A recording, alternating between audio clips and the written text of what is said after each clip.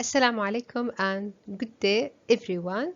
This video will cover the last part, which is part 4 of topic 6, which related to training and support and organizational issues. Before starting our last topics, I just want to remind you that topic 6 includes 6 major topics. System implementation was covered in video 1. System construction, coding and testing was covered in video 2. Video 3 covered installation and documentation, and this video will cover training and support and organizational issues. The first topic to be covered in this video related to training and support, specifically the various types of trainings and the various approaches to supporting the user. Training actually is very important, and no system can be successful without proper training. Usually when training the user, the potential training topics will cover the use of the system, general computer concepts, information system concepts, organizational concepts, and system management, and finally system installation. The support which should be provided to the user involve providing ongoing educational and problem-solving assistance to information system users. For in-house developed systems, the support materials and job will have to be prepared or designed as part of the implementation process. There are various types of training methods. In this slide, it lists 6 main methods, and now I will provide a brief definition for each of these types. The first type is resident expert. In this method, the expert will resides and works inside an organization. This method of training is not formal, and usually many users feel comfortable with it because users can ask when they need rather than attending a course or consulting a book or the system itself. The second type is a traditional instructor-led classroom training.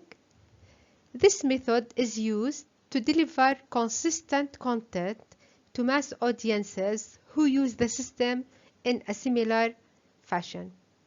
The instructor in this method can be internal or external, and the instructor determines the course content. The third method is e-learning or distance learning. In this method, the training is carried out remotely by using electronic communication. The fourth method related to blended learning, which involves both instructor plus e-learning. This method combines instructor-led training and online learning activities. Unlike full-fledged e-learning, the online part of the training doesn't replace face-to-face training with a teacher. Teachers incorporate technology to enhance the learning experience and broaden understanding of certain topics. For example, they can share a link to a video and offer students to watch at home.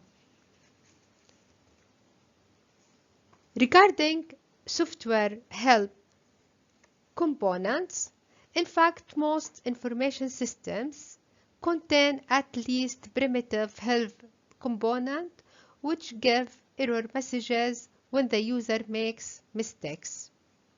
In some cases, short explanations are also provided, or detailed instructional materials can be provided. The last method is external sources such as vendors. In this method, the training is conducted outside the organization by experts, but of course there is a cost which associated with sending people to these types of sessions. Now we will move to supporting users topic. Support is important to users but has often been inadequate. Providing support can be expensive and time-consuming because vendors usually charge for their support using 900 numbers or charge a fee for unlimited or monthly support. There are many approaches to support users. One of the approaches is through automation. Examples of automation is internet-based online support forums, on-demand fax, voice response systems, and knowledge bases. Another approach is to provide the support through HELPDESK. Regarding the HELPDESK, a single point of contact for all user inquiries and problems about a particular information system or for all users in a particular department. This kind of support requires two skills, technical and people. Regarding the technical, extensive knowledge about how to use the system and typical problems that can be encountered, while regarding the people skills, it relates to good listening and communication, dealing with complaints and frustrations.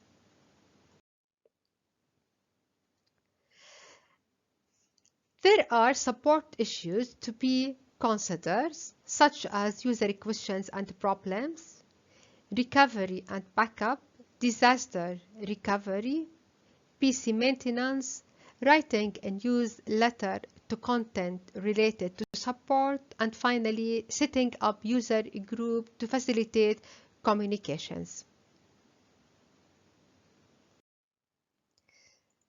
The last topic in topic 6 related to organizational issues, which will cover the factors that influence the use of the system, security issues, and project closure. Organizational issues in system implementation. Sometimes the implementation of system fails in organization. And in order to prevent this from happening, there are traditional wisdom of primary success factors, which includes management support, user involvement in the design and implementation of the system, but these are not enough. There are other important factors to be considered, which related to commitment to project, commitment to change, and extent of project definition and planning.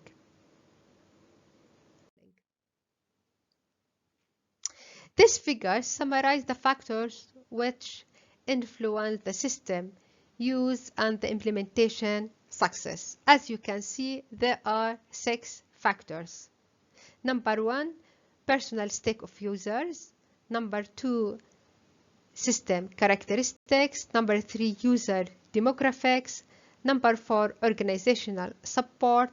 Number 5, performance. And finally, number 6, satisfaction. This slide describes security issues and threats to system security and remedies that can be applied. Security is an important issue for organizations and their management. One of the threats to the system security related to malicious software which is commonly known as malware, which is any software that brings harm to computer system, which include Trojan horses, worms, viruses, and other kinds. Also, there are external sources of threats to system security, which include laptop theft, system penetration, and denial of service. There are 3 tables in this slide related to security issues. The first table lists the nature of breaches in organizations, and it shows that the largest percentage related to malware infection. This is followed by being fraudulently represented as sender of phishing messages. The second table presents proportion of IT budget devoted to security, and it shows that the largest percentage related to proportion spending between 2% and 10%. The last table shows the security technologies used by organizations in order to protect their system, and it shows that the largest percentage will be spent on antivirus software. This is followed by fireware and also other technologies. Finally, the project closure or the project close down. This involved many tasks. The first one, to evaluate the team and to reassign members to other projects. The second task, to notify all affected parties that the development project is ending and that they are switching to operation and maintenance mode. The third task, to conduct post-project review, and finally to close out customer contract and formal sign-off. The summary of topic 6.